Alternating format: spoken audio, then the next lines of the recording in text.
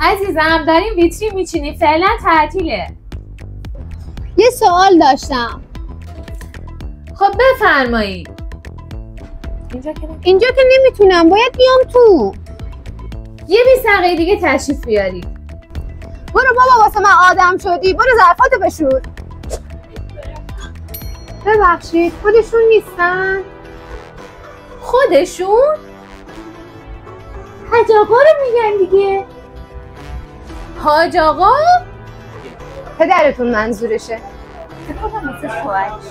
شوهرتون چطور؟ شوهر؟ عزیزم ما اینجا همه خانومیم.